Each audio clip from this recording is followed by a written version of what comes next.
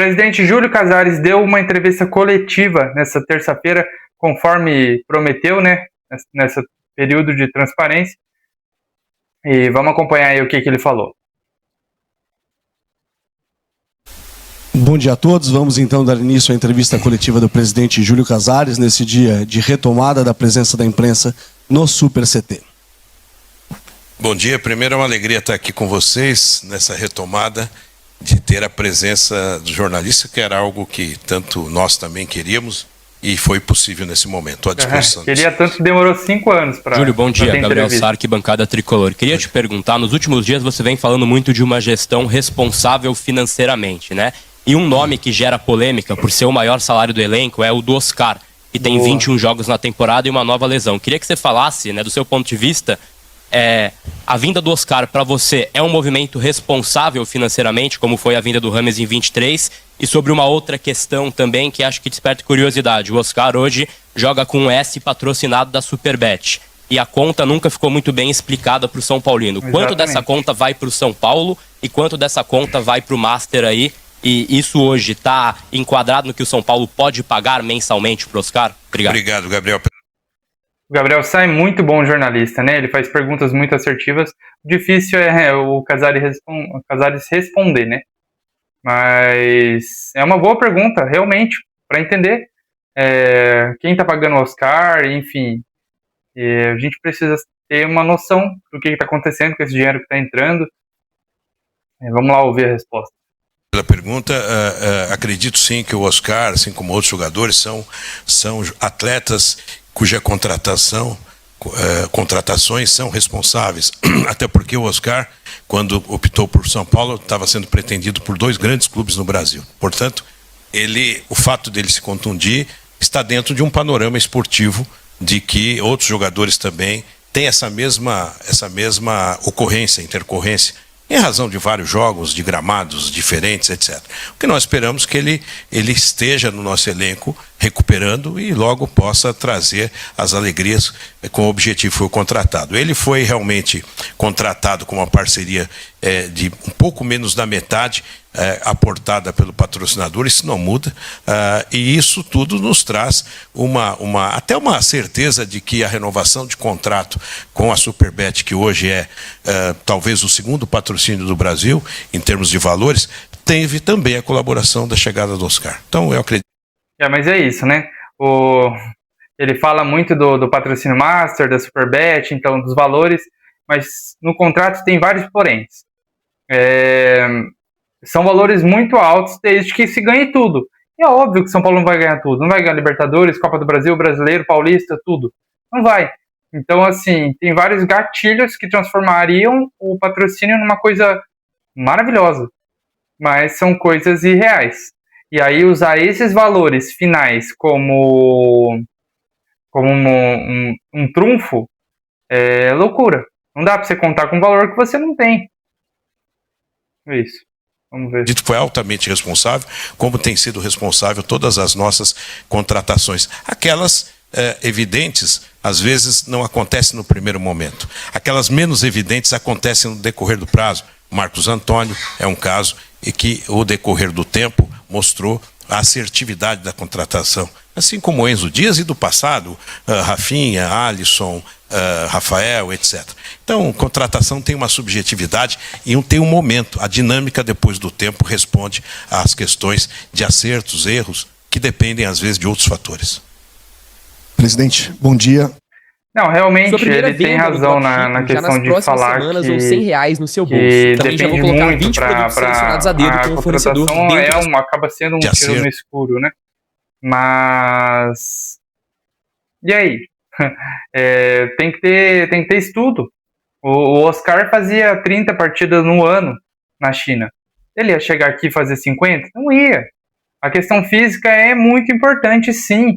É uma coisa que tem que ser pensada. Ele não tem idade, ele não ia conseguir fazer. E ele não tem culpa de se lesionar. Só que são estudos. O cara tá ganhando milhões aí e o São Paulo não tem condições de pagar ele. Então, é complicado. Tipo, fala que é responsável, enfim, e eu entendo talvez a renovação da Superbet seja por conta do Oscar, mas até que ponto vale a pena?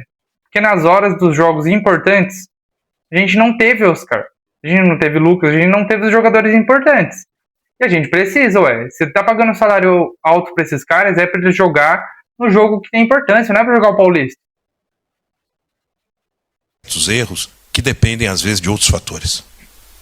Presidente, bom dia. Bom dia. Aqui quem fala é Alexandre Salvador, canal Arnaldo Tironi. O senhor, os colegas aqui podem me corrigir se eu estiver errado, mas o senhor convocou essa coletiva quase 1.600 dias depois da última coletiva convocada em maio de 2021, se eu não estiver enganado. Eu queria saber por que o senhor levou tanto tempo para abrir, né, o clube, e também o senhor a pergunta dos colegas. Ótima sei que o senhor pergunta. deu entrevistas exclusivas no período, até falou lá em Cotia com alguns colegas que estavam presentes, e queria saber se isso tem alguma relação com a leva recente de protestos que houve na porta do Morumbi. Sei que o senhor é uma pessoa que zela muito pela sua imagem e não deve ter gostado de ver sua foto num caixão. Queria saber como é que o senhor sente e por que abriu as coletivas só no Capaz quinto ano de mandato. falar que tá Talvez tranquilo. os dias aí não sejam 1.600, porque teve live aberta, etc., mas isso é irrelevante. Eu acredito, sinceramente, que na vida nós temos que fazer alguns ajustes de rota. Eu, quando questionei e trabalhei junto ao presidente da CBF, ao diretor de arbitragem sobre transparência, tive que olhar para mim também. Então, você tem que abrir mais dentro do possível. Nós já havíamos discutido de abrir para a imprensa, pelo menos um período durante a semana ou durante 15 dias, a presença aqui no CT. Então, eu acho que isso foi uma questão de um ajuste de rota. Eu acho que sempre é importante uma reflexão sobre o tema. Se eu estou cobrando uma entidade de transparência, eu tenho que olhar para a minha instituição. E quanto ao protesto, eu creio que todos os dirigentes da Série A e da Série B já passaram por isso. Eu acho normal, eu acho que o torcedor ele tem o direito de fazer a sua crítica, desde que seja pacífica, correta. É normal, é um mundo democrático. Eu vejo isso com tranquilidade. Eu vejo gente que fez e salvou clubes através de SAF, que foram jogadores fenomenais no mundo e tiveram protestos parecidos. Isso faz parte da cultura do futebol e eu aceito com muita naturalidade. Casares, bom dia. Pois não. Recentemente o São Paulo teve... Ele ia falar o quê? Que ele não aceita? É isso, né? Ele é igual um bagre ensaboado, né? Ele vai saindo pelas tangentes, não responde nada direito, né? É incrível. Toda hora tem uma conversinha diferente, enfim. E é isso. Essas mudanças vêm muito da pressão que está sendo exercida. Não tem nada da cobrança para a CBF. Ele liga muito para a imagem dele. Jamais ele ia fazer isso, porque ele gosta de São Paulo agora, no final do mandato. Assim, para mim não tem muito cabimento. Algumas ações internas para pausar um pouco a briga política, até por conta do futebol, né? Mas existe uma preocupação muito grande do torcedor sobre o futuro do São Paulo, por conta de receitas que estão sendo adiantadas e por conta até mesmo de rachas políticos que estão acontecendo dentro da sua gestão.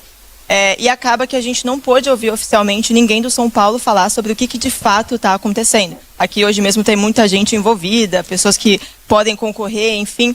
Queria que você falasse como que é a situação política do São Paulo hoje. Sei que a ideia é tratar a partir de março, mas a gente está tendo a oportunidade de falar com você hoje, antes de março. Então, queria que você explicasse como que está a relação e se o torcedor pode ficar tranquilo de que minimamente está tudo bem e todo mundo conseguindo conviver no dia a dia no Morumbi. Priscila, agradeço essa pergunta. Eu acredito que em qualquer corporação empresarial, de uma instituição, há divergências, né? E as divergências que ocorrem no meio do caminho, primeiro que elas ajudam a você ter uma opinião apurada do contexto. Então, tudo isso que se coloca daqui para fora ganha uma potencialização muito diferente do que é. A divergência não significa racha nem discussão. É o contrário. Ela nos traz uma solidez muito grande dos profissionais e dos colaboradores na instituição. E o que eu disse o nosso foco nesse momento, buscar, lutar por uma classificação da Libertadores. E por isso que todos os coordenadores políticos assinaram um termo, onde nós vamos discutir, a partir de março, uma sucessão para definir em junho. Porque com isso você não vai contaminar um processo eleitoral, que é normal dentro de uma entidade, para o dia a dia do futebol, que é o nosso principal a nossa principal atividade. Então nós temos que focar hoje na competição do Brasileirão e, mais do que isso, planejar 2026. Então a política tem o seu momento certo, tem um calendário próprio e todos os colaboradores e coordenadores assinaram esse termo, o que nos dá garantia. Agora, a divergência existem, hein? Às vezes você lê questões na mídia e a gente sabe que é bem diferente do que acontece. Divergência numa família existe entre irmãos, né? Irmãos que às vezes torcem para o mesmo time, divergência existe entre torcedor. E numa empresa, onde eu também trabalhei muito tempo em mídia, tinha muita divergência. Mas o que interessa é o objetivo final, são as metas e que nós procuraremos sempre alcançar. Presidente. Eu acho ótimo que tem vários jornalistas que são setoristas do São Paulo, entendem muito da situação. A Priscila, teve o rapaz, eu esqueci o nome do canal do Arnaldo Tironi, tanto o Gabriel Sá, enfim, são jornalistas que acompanham o São Paulo e conseguem fazer perguntas que não são rasas, que tem um fundamento interessante para uma resposta, mas ele não responde. Ele sempre dá palavra subjetiva, nada muito direto, enfim. É muito complicado, porque ele é muito bom de lábia, então, assim, ele vai levando. E ninguém entende nada do que ele quer falar. Bom dia. Sobre a negociação de Cotia e o que vem sendo vinculado, o que a gente sabe... Boa, agora eu quero ver ele falar. Não sabe, né? A gente já sabe de 250 milhões, que seria essa primeira proposta, com 50 milhões apenas para o abatimento das dívidas. Vamos ver. A China foi o mais agressivo capitalismo que o mundo já viu. Sem sindicato, sem 13º, sem previdência social. Apenas para o abatimento das dívidas. A priori são 500 milhões para recompra, mas algumas pessoas dentro do clube falam desse número passando da casa de 1 bi. E também a urgência que parece ter para aprovação desse projeto.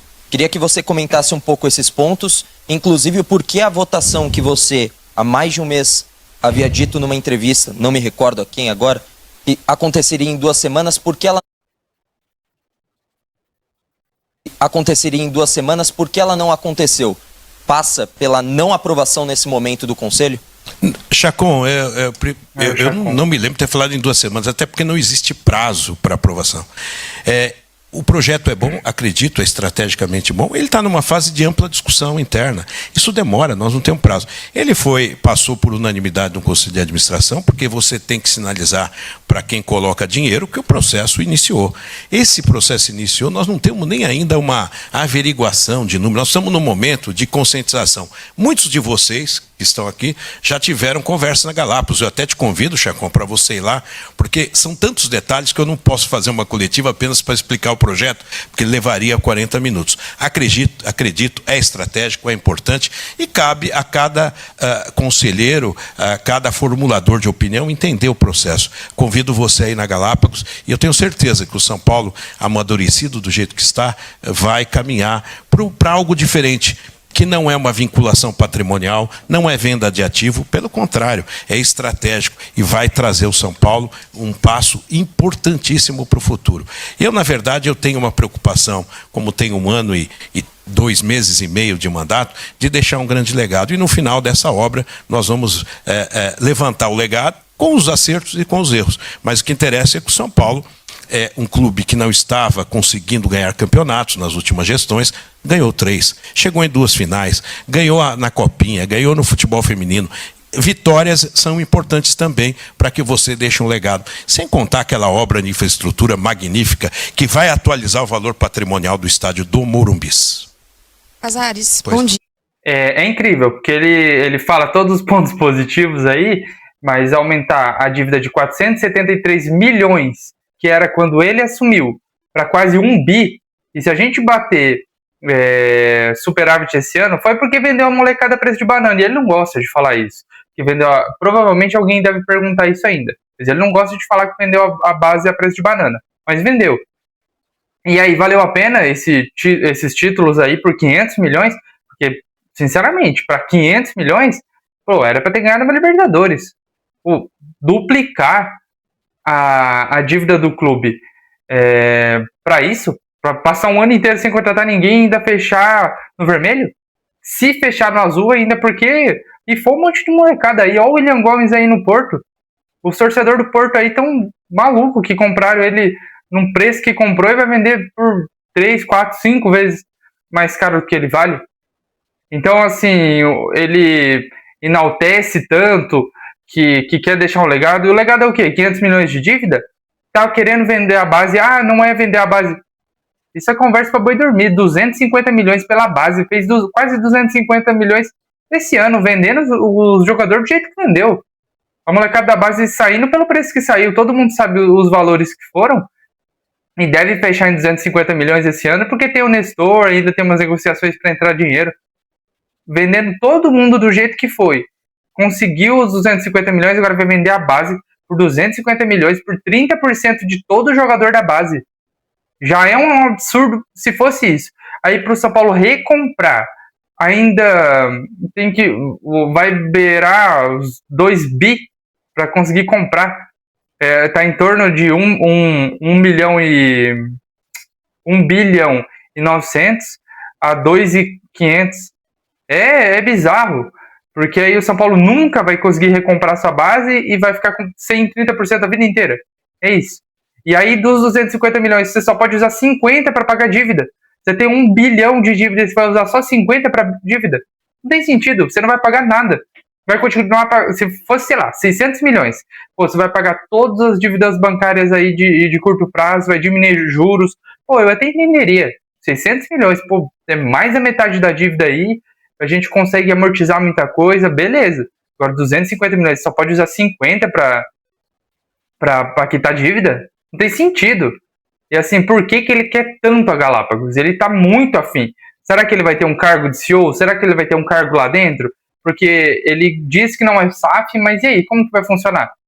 Esse a Galápagos, porque a Galápagos já está envolvida no FDIC, que a gente não está vendo nada acontecer.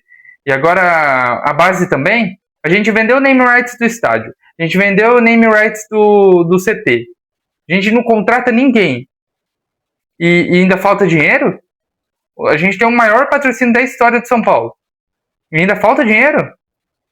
Tem alguma coisa errada. Para onde está indo esse dinheiro?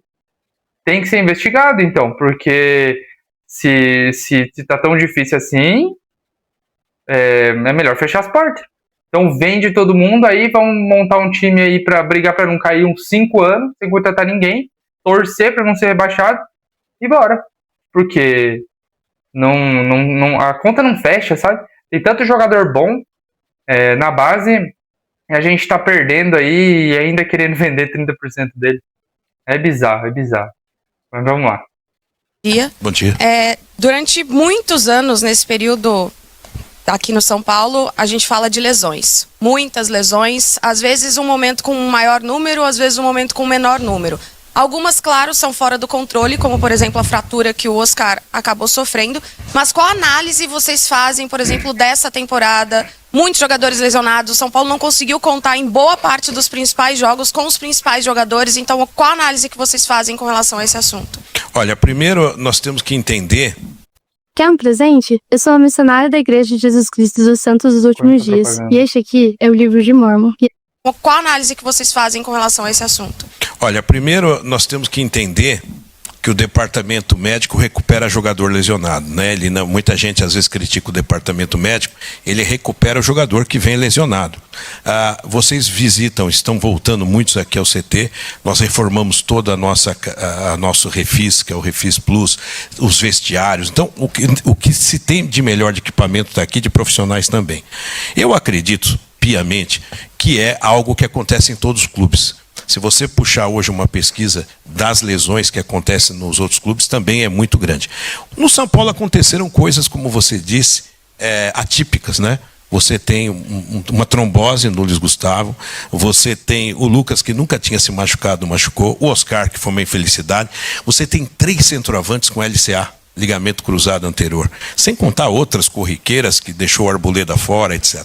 Eu acredito que é um conjunto de excesso de jogos, gramados ruins e gramados diferentes. Você joga no sintético de uma qualidade, depois joga no sintético de outra qualidade, você joga num gramado que a gente sabe que tem muitos gramados ruins, naturais, e o excesso de jogos. Né? Então você tem que pensar em ter um elenco de 40 atletas no mínimo. É muito difícil. Então eu acredito que fica nessa conta. Agora, nós temos bons profissionais que recuperam, o departamento médico recupera jogador, põe para jogar novamente, mas temos que entender isso como uma questão até do Brasil em termos de calendário e de características de péssimos gramados e péssimas estruturas, além de viagens, etc. Não, até aí eu acho que ele tem razão mesmo. Acho que o calendário do Brasil atrapalha muita coisa. O jogador não tem culpa de machucar, mas a gente vê a demora para voltar. Esses jogadores ficam muito tempo em tratamento e quando voltam, machuca de novo. O Oscar voltou, nem voltou, né, direito. Já machucou. O Lucas vai e volta.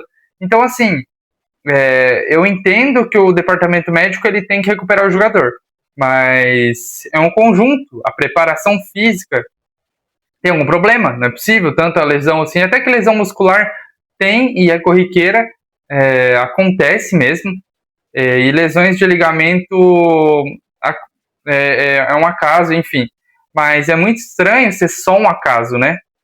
Porque não existe, sei lá, um fortalecimento muscular para esse ligamento não ficar tão sobrecarregado.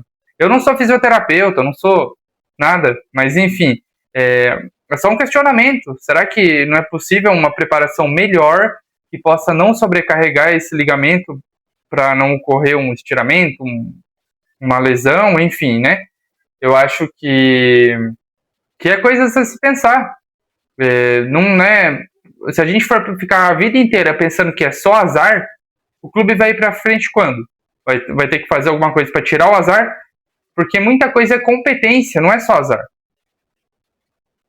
Gente, como convencer o torcedor que o São Paulo está no caminho certo? Na sua gestão voltou a ganhar um ou outro título. 3 títulos, um ou outro não. Um paulista, uma Copa do Brasil inédita. Supercopa. Aí a Supercopa. 2 contra o Palmeiras e 1 contra o Flamengo. Pelo amor de Deus, não, Supercopa. grandes títulos. Não se discute isso. Claro. Ao passo que a dívida subiu. Claro. Também não é só sua culpa, mas claro. faz parte do...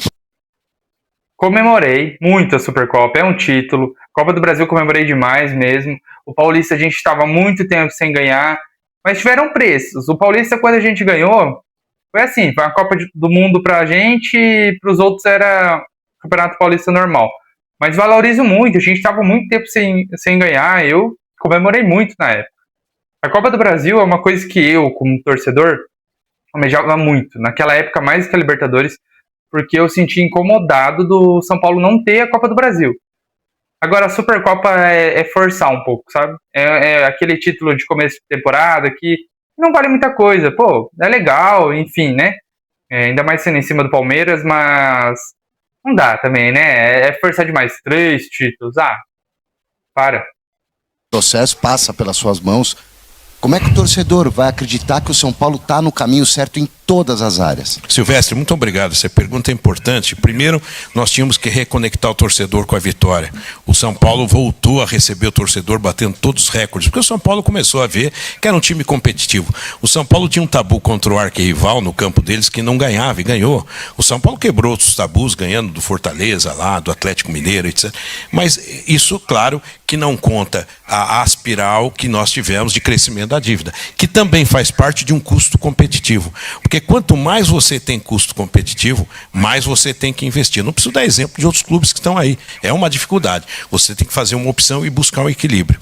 Na verdade, hoje, a notícia que o torcedor pode ter certeza que estamos no caminho certo é o relatório que deverá sair entre amanhã e depois, o relatório financeiro, que já aponta que de janeiro a setembro o São Paulo diminuiu a dívida em 57 milhões. Esse é um dado novo que eu estou dando agora, e dá um superávit de quase 20 milhões. O relatório será disponibilizado, assim como foi o relatório médico, o relatório de saúde, amanhã ou depois. Eu estou conversando com o pessoal para fechar isso. Então, Silvestre, eu acredito que com esses viés de dívida, baixando a dívida, com o viés de superávit já apontado. O São Paulo demonstra ao torcedor que agora, na segunda parte do mandato, é como se fosse o primeiro tempo. O primeiro tempo foi tentar reconectar o torcedor com conquista. O segundo é priorizar a revelação à base como ativo estratégico, é o que nós estamos fazendo, e o pilar financeiro de equalização da nossa dívida. Já tem bons resultados, o FDIC funcionando muito bem, reduzir 57 milhões uma dívida nominal é algo muito importante, muito importante. Você vê que as dívidas dos clubes elas estão subindo, a nossa está com viés de baixo. Isso já é um sinal. E mais do que isso, um superávit até setembro. Claro que nós vamos ter outubro, novembro, dezembro. Então é uma luta permanente que culturalmente todos nós diretores estamos empenhados em fazer. Acho que esses números, além das conquistas em campo, retratam o que São Paulo está no caminho certo. Casares, bom. É complicado, né? Ele aumentou 500 milhões a dívida e agora um superávit de 50 milhões. Eu não sei nem se até o final do ano vai continuar esse superávit, enfim.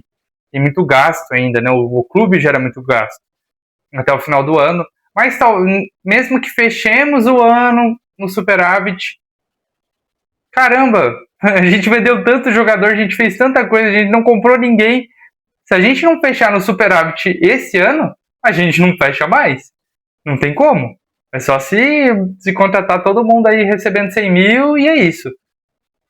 Não, ele usa isso como se fosse um grande mérito, só que depois de gastar tanto, é complicado levar a sério, sabe? Eu entendo essa parte da competitividade que ele falou, enfim, de buscar o título. Realmente, o torcedor voltou a lotar o Morumbi, principalmente depois da pandemia, alguns anos depois, começou o aumento do número de torcedores, a torcida mais engajada. Realmente, isso melhorou muito e tem muita participação deles também, da diretoria, enfim.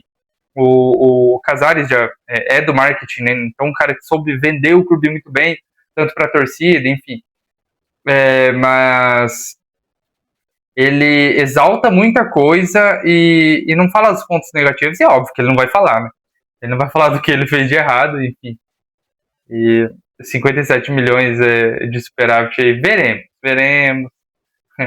Diminuiu 57 milhões a dívida, mas eu tenho um pé atrás. Eu acreditaria no final do ano. Agora, não sei, sabe? Teve muita venda aí recente. Vamos analisar ainda. Bom dia, Isabela Janola do Lance aqui. Recentemente começou a circular em alguns noticiários notícias a respeito do Diego Fernandes, um empresário com interesse de trazer investimentos para o São Paulo. Esse assunto chegou em você? Ele é muito contra. Queria saber como que você encara isso. Na sua primeira resposta, você falou a respeito de dirigentes que trouxeram SAFs para dentro do time. Você ainda tem 1 ano e pouquinho ainda de mandato. Isso é um assunto que também está sendo discutido dentro do São Paulo? Obrigado pela pergunta. Eu conheço o Diego Fernandes do mercado, é um executivo, um empresário da área financeira, uma pessoa são paulina, mas nunca chegou nada a mim, nada, absolutamente nada. Então, eu estou apenas aguardando, mas não chegou nada. Eu conheço ele do mercado, não sei se ele tem essa aderência no mundo do futebol, do esporte. Agora, toda instituição daqui em diante tem que conviver, como é o projeto do FIP de Cotia, que é algo de investidor. Se um clube ficar parado, e não estou dizendo de SAF, mas um clube não olhar para uma parcela importante que faz parte do mercado como investidor. E no caso do FIP, nós teremos o know-how, nós não seremos submissos a qualquer dono. Ele é um outro projeto e talvez um modelo que para o futuro possa ser apreciado pelo São Paulo e por outros clubes. Casares, aqui. Bom dia. Ele não toca no assunto, né? Incrível. Muita gente tem falado que ele é contra. E realmente, no assunto do Diego ele não ia comentar, eu sabia. Mas ele continua exaltando o FIP, né? Ele diz que vai chegar aos investidores, enfim, vai chegar e injetar dinheiro e assim, toma, façam o que quiser com o meu dinheiro. Acho essa conversa aí não cola muito, né? Matheus Ribeiro, TV Globo. Você comentou num post recentemente, depois de protestos, né, o quanto que o São Paulo precisaria fazer sacrifícios para se manter ali também estável financeiramente. Eu te garanto que em 12 semanas de graça eu consigo te ensinar a anunciar na internet para você ganhar dinheiro com isso. Quanto que o São Paulo precisaria fazer sacrifícios para se manter ali também estável financeiramente. Eu queria que você falasse quais seriam esses sacrifícios, né? A gente viu jogadores da base sendo vendidos esse ano. parte da torcida reclamando também que seriam jogadores que poderiam ser aproveitados ainda durante o ano e ser vendidos por um valor maior ao final da temporada. Eu queria que você explicasse se isso faz parte desses sacrifícios e quais seriam o que o São Paulo precisaria fazer para equalizar financeiramente. Olha, o São Paulo, obrigado pela pergunta. O São Paulo, nós assumimos com uma dívida, ela aumentou. Esse aumento da dívida foi exatamente para investir em competições. Se naquele momento que estava prevista uma venda do Pablo, do Nestor e o Beraldo foi depois, conseguimos, mas o Pablo e o Nestor tiveram lesões gravíssimas, criou-se um buraco dentro da nossa situação financeira. E o São Paulo, nessa transição, depois dessas conquistas de reconexão com o torcedor, reconexão com a vitória, ganhando clássicos novamente, nós tínhamos que, pela necessidade, priorizar a recuperação financeira. Então, é basicamente isso. Quando você vende um menino da base, você tem que vender para pagar as outras contas. Quando muita gente fala, a despesa do futebol aumentou porque você precisa competir. Em alguns itens do custo total, você tem lá renovação de contrato e tem luvas. Você tem aumento de salário depois de conquista. Tem uma série de itens que traz um aumento natural, orgânico da folha salarial, inclusive. Então, depois disso, nós temos que cumprir os números que nós aderimos ao FIDIC, que é responsável, em cima do que o Gabriel Sá falou, responsabilidade. Então nós temos uma responsabilidade hoje, que é o quanto possível cobrir custos e equilibrar o São Paulo. E já estamos conseguindo.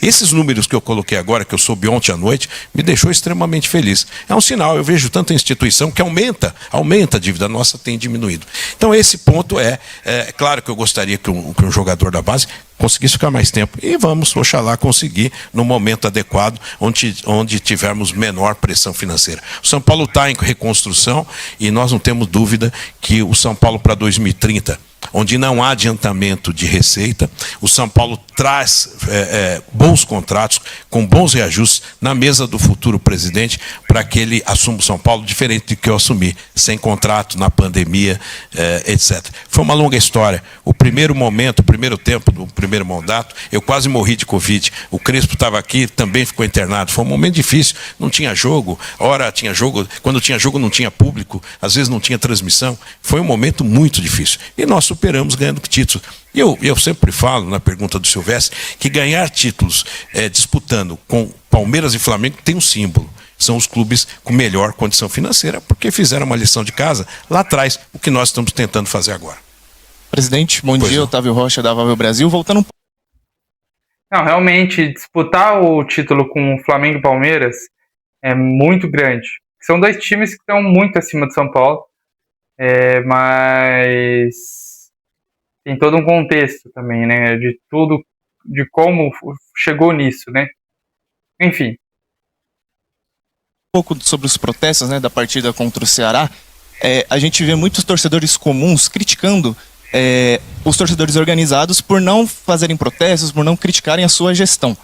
Apesar de ter tido protestos, né, a respeito do seu nome, a respeito do Belmonte, também sobre todo esse setor da diretoria do São Paulo, eu queria saber qual que é a sua relação, tanto pessoal quanto profissional, com as torcidas organizadas do São Paulo, justamente por conta dessa crítica, né, dos torcedores comuns aos organizados em relação a essa falta de protesto, de críticas ao seu nome. Obrigado. Obrigado. Para mim, todos são torcedores. A minha relação é de respeito, de reconhecimento, tanto do torcedor comum, do torcedor organizado, do sócio-torcedor, todos eles vestem a nossa camisa, querem a mesma coisa, querem a vitória. Uns viajam quilômetros e quilômetros, no frio ou no calor, fora do Brasil.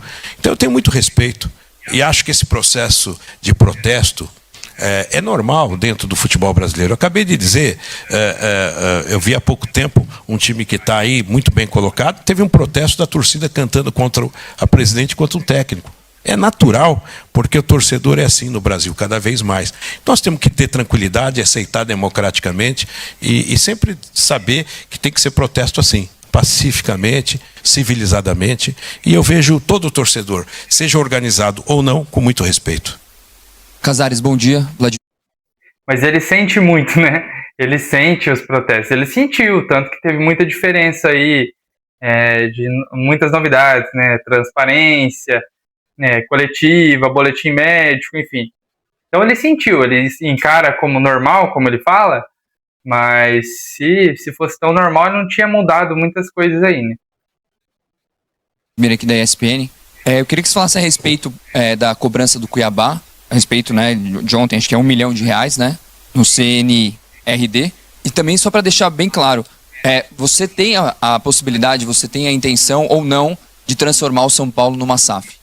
Bom, vamos lá. Essa questão do jogador que veio do Cuiabá, eu soube ontem, né, com a notícia também, e o nosso pessoal da base está levantando, tem questões jurídicas de interpretação, tem questões comerciais, então eu não posso falar nada porque está havendo um trabalho nesse sentido. O presidente Cristiano Cuiabá é um grande presidente, que eu tenho uma boa relação, e isso oportunamente nós vamos nos manifestar a respeito. Agora, quanto à SAF, veja, a instituição São Paulo Futebol Clube, ela não pode ser movida por uma vontade única de um líder, de um presidente, de um diretor. Tem que haver um contexto.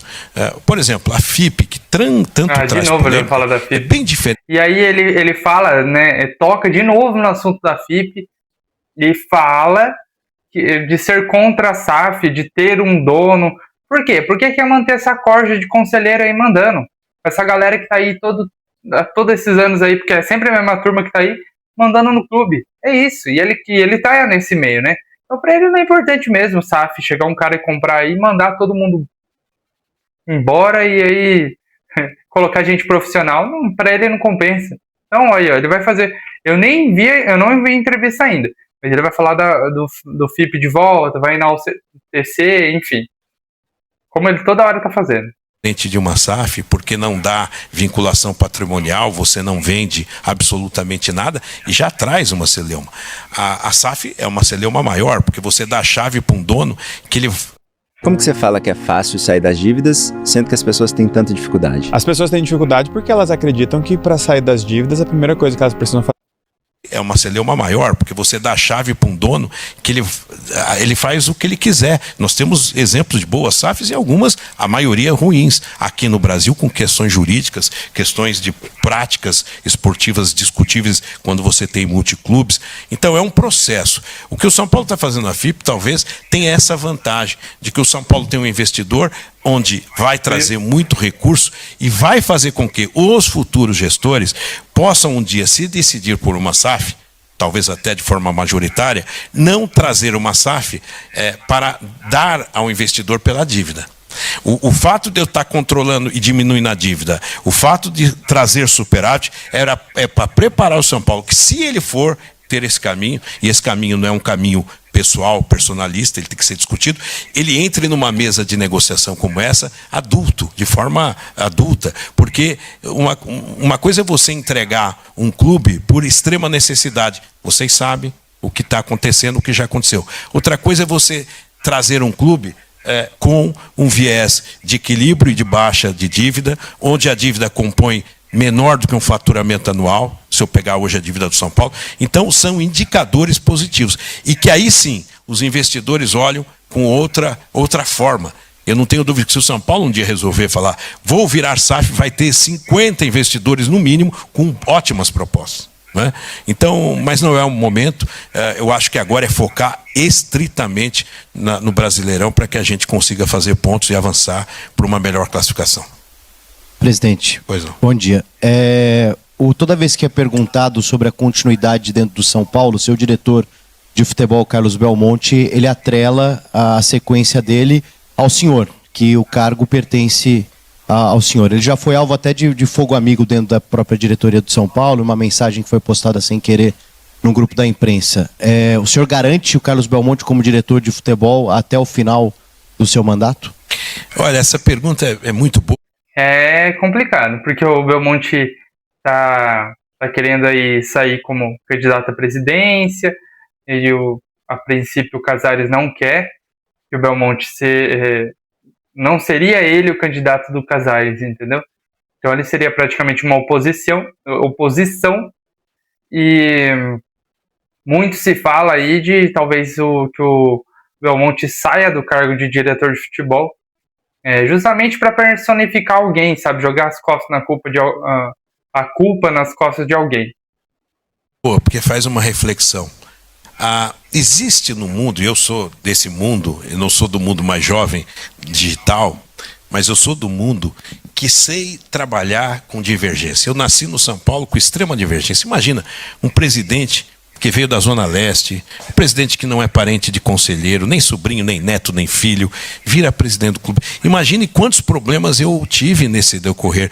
De questões, eu não chamo de fogo amigo, de interpretações, de colocações, porque antes do fogo amigo, talvez você também atirou numa outra pessoa. Faz parte da vida de um clube de futebol. O clube de futebol tem algo diferente de uma empresa. Eu fui executivo do SBT e da Record. Ótimo, mas você no futebol tem emoção, tem torcida, é diferente. Você briga por audiência, faz o gol na audiência, mas você não tem uma torcida gritando o nome da emissora. Então, essa característica de um clube de futebol existe. Veja, o Carlos Belmonte, que está aqui, estou vendo ele aqui, ele é diretor desde o começo da gestão. Nós passamos por desclassificações contra o Água Santa, a perda de um título lá na Sul-Americana, depois aquela virada do Palmeiras. Veja, nada mudou. Aliás, a nossa gestão, ela tem mudanças pontuais. Agora, na vida, tudo pode acontecer. O que prevalece é o bom diálogo, é o olho no olho, é a conversa. Tivemos reuniões ontem para tratar de outros assuntos, viajamos juntos. Agora, eu digo o seguinte, eu não posso garantir, de repente, nada. Né? Eu vou garantir alguma situação que depende de outras variantes. O que eu garanto é a realidade da lealdade, da convicção, da conversa reta, e é isso que eu tenho com os meus executivos. E se o Carlos Belmonte está aí já quase há 5 anos, é porque, mesmo perdendo ou ganhando, o trabalho continua. Porque ele comanda uma área que tem o Rui Costa, que é profissional. Muita gente fala, o São Paulo não é profissional. Rui Costa é profissional, diretor executivo. Muricy é coordenador, profissional, diretor executivo. E os outros adjuntos. Então, essa questão de divergência, de demissão, etc. O dia que tiver uma demissão, eu terei que fazer, eu terei que falar, mas não há nem motivação para isso. Então, essas questões, na minha visão, embora pertinentes à sua pergunta, ela vem mais do muro para fora do que do muro para dentro. Casares, sobre a prioridade que tem nesse restante de temporada, que seria uma vaga na Libertadores, claro, o São Paulo está a 5 pontos de um G6 e tem situações para acontecer na Copa do Brasil, na Libertadores, mas como fazer o planejamento de 2026 pautado apenas numa possível vaga de Libertadores? Não é só, né? A vaga na Libertadores te dá um potencial diferente de receita. O orçamento é construído com cenários. Então você faz um cenário pessimista, um moderado e um otimista. Então, nós temos ele modulado. A hora que sair o resultado, depende da premiação que nós vamos receber do Brasileirão. Nós, esse ano, infelizmente, nós chegamos na meta da Libertadores, que foi às quartas. No Paulista não chegamos, a Copa do Brasil também não chegamos. Então, vamos lutar para chegar na nossa meta orçamentária. Meta e objetivo é ser campeão, é buscar título. Mas o orçamento, como uma previsão de gasto e de equilíbrio, você trabalha com cenários. Então, o planejamento, ontem nós tivemos uma reunião importante, que ele está sendo feito. Sem Libertadores, com Libertadores. Mas nós queremos entender que o nosso objetivo principal é claro, que é tentar buscar essa vaga da Libertadores. Por isso que os outros assuntos, projetos novos, parte política, eles estão totalmente sem nenhuma pressa, porque o foco tem que ser o futebol. O foco é o Brasileirão. Tem que classificar, né? Bom dia, Rafael Oliva, Itatiaia Esporte. Queria saber como o senhor reagiu à divulgação dos áudios do VAR do clássico contra o Palmeiras e se o clube está tomando alguma medida em relação à atuação do árbitro Ramon Abate-Abel em específico e em relação à arbitragem brasileira no geral, que vive uma crise atualmente. Bom, outra pergunta muito importante, porque às vezes eu vejo muita gente falar tal time falta bastidor, todos sofrem com a arbitragem, né? Então todos sofrem com o bastidor. E que seria o bastidor? O bastidor é algo secreto, sigiloso, é bastidor, por isso que é bastidor. Naquele momento que nós vimos essa péssima atuação, e não só do árbitro, mas também da equipe do VAR, nós nos dividimos, os diretores foram atender a imprensa, e eu fiquei até meia-noite conversando com o presidente da CBF, o Samir. Engraçado, né? Até meia-noite. Vocês lembram de uma história parecida? Lembra? Marcos Leonardo? Ficamos até meia-noite conversando com eles. Que, aliás, quero fazer aqui um elogio público, porque atendeu todos os momentos, tem uma visão do que é necessário fazer, e também com o Rodrigo Sintra. Eu conversei com eles até meia-noite, várias vezes. Acredito que esses erros não podem voltar a acontecer, e a melhor forma de não acontecer não é só afastar os árbitros, treinar, etc. Está acontecendo um treinamento agora. Mas eu acredito que nesse caso, em particular, essa equipe do VAR e esse árbitro não devem mais apitar jogos do São Paulo. Os pontos não voltarão. Eram quase garantidos os 3 pontos, porque se você tem um pênalti e joga com um a mais, dificilmente um outro clube consegue fazer um resultado. Então nós lamentamos, registramos veementemente, a CBF tomou as suas medidas, acho que conseguimos um bem, aí foi o São Paulo mesmo, eu não falo eu, é o São Paulo, quebrar um tal de protocolo da FIFA, porque nós queríamos ouvir o áudio, sim, os áudios, né? Vieram, depois faltou um. Acredito que o São Paulo entrou nessa briga de forma institucional muito forte para o bem do futebol e para o bem da CBF. E, para terminar a sua pergunta, eu acredito que a saída é a profissionalização do árbitro e a renovação do quadro de árbitro. Veja, você tem ranking para tudo. Tem que ter um ranking de arbitragem. Na coletiva, vocês que acompanham, o técnico atende o jogador na zona mista. O técnico atende hoje todo mundo. Porque o árbitro não pode atender de uma forma regulamentada a imprensa com 4 ou 5 perguntas e ponto final. Ele também tem que colocar a cara. Se você tem mais de 300 mil e quer conquistar a liberdade financeira até 10 anos mais cedo, só tem um... Perguntas e ponto final. Ele também tem que colocar a cara para bater, como a gente chama, porque senão fica fácil. Eu erro, peço desculpa, a federação pediu desculpa aí para mim quando teve na semifinal do Paulista aquele pênalti vergonhoso. Meus pontos voltaram, eu podia ter sido campeão, não é? Então esse tipo de coisa a gente lamenta, mas nós temos que olhar para frente. O que aconteceu é que o São Paulo agiu de forma rápida e firme e rígida, como será sempre em todos os casos parecidos. Presidente, Valentim Furlan do UOL. Realmente, a atuação do Ramon Batiabel foi vergonhosa e o São Paulo tomou aí uma atitude que realmente deveria ser tomado e conseguiu os áudios do VAR mesmo sendo contra o protocolo da FIFA, mas eu acho que assim, ainda está meio distante, sabe, para a CBF tomar atitudes que realmente melhorem o futebol brasileiro. Agora falando não só como São Paulino, mas eu acho que seria importante a profissionalização dos árbitros e uma melhora, porque é muita coisa que vem acontecendo aí, não só com o São Paulo, enfim, e para os times que têm poder de bastidor mais fraco, que ele falou aí, que realmente São Paulo é fraco nesse bastidor. Cara, é aquele negócio, o cara vai apitar lá na casa do Palmeiras, ele não vai dar um pênalti pro adversário contra o Palmeiras. É óbvio, o lado pesa, o lado que tem mais força pesa, e é isso. Primeiro, bom dia.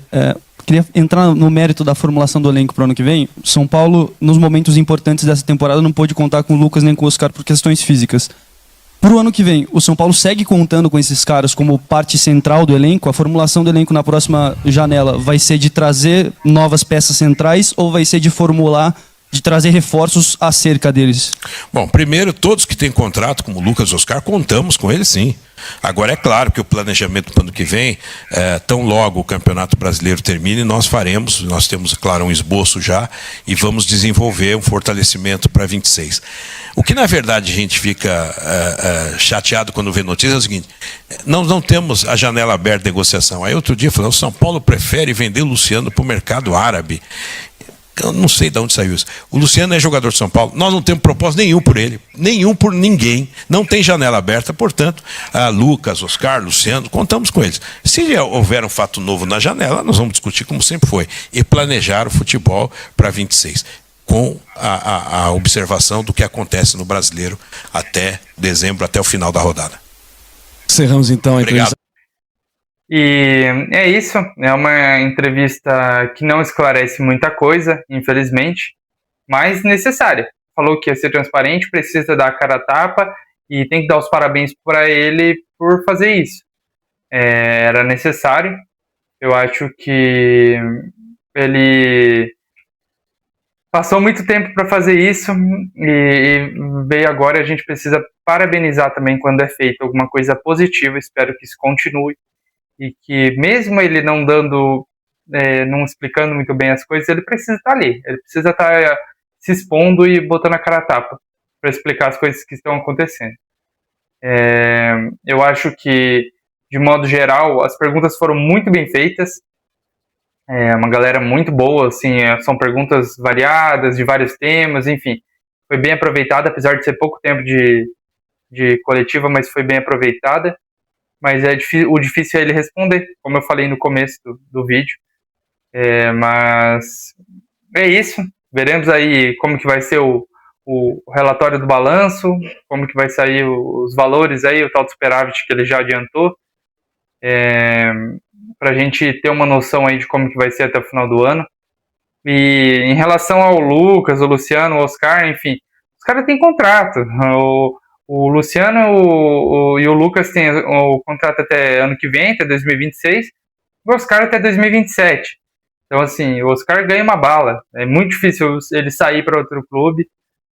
O Luciano, eu acho que é possível a saída dele, sim. Talvez não para o Vasco, mas talvez para a Arábia, enfim, para algum outro mercado, eu acho que talvez aconteça, né, pelo desgaste que ele teve com a torcida, enfim. Eu acho que é um cara importante para ter no time, porque é um cara que é difícil achar, sabe? É difícil achar um cara que entrega gol, que é decisivo, enfim, apesar do momento que ele viveu, os gols que ele perdeu na Libertadores, eu fiquei muita raiva dele. Mas ele é um cara decisivo, é um cara que sempre aí nesses momentos aí de vacas magras, é o cara aí que às vezes carregou muito o time nas costas. O Lucas, eu acho que precisa ter um trabalho melhor sobre ele, para que ele consiga desempenhar o futebol dele, consiga jogar, nem que tenha que ir revezando alguns jogos aí, deixar ele de fora para manter a parte física, para ele conseguir jogar. O jogador que ganha tão bem, ele tem que estar jogando, ele tem que decidir jogos, ele está recebendo para isso. E aí, assim, pensar na venda do Luciano num ano em que todos os seus caras que recebiam mais do que o Luciano não estavam jogando, é complicado, né? Você pensar, falar, não quero mais o Luciano, e enfim, tem muito hater, tem gente que ama e tem gente que odeia o Luciano, mas vai vir alguém pro lugar, né? Tem isso. A gente não sabe como que vai ser ano que vem, quem vai vir, se vai poder gastar, se não vai poder gastar. A princípio, provavelmente vai ser igual esse ano. Então, assim, se a gente perder o Luciano por um valor baixo e não conseguir repor, ele vai fazer muita falta. Do mesmo jeito que o André Silva esse ano fez muita falta depois que ele machucou. Muita gente criticava, mas fez falta um centroavante aí no mata-mata da Libertadores. Mas é isso, essa foi a entrevista coletiva aí. Se inscreve, comenta aí o que você achou sobre o presidente, sobre a entrevista, sobre os temas que eles falaram, que ele falou. E até o próximo vídeo. Valeu!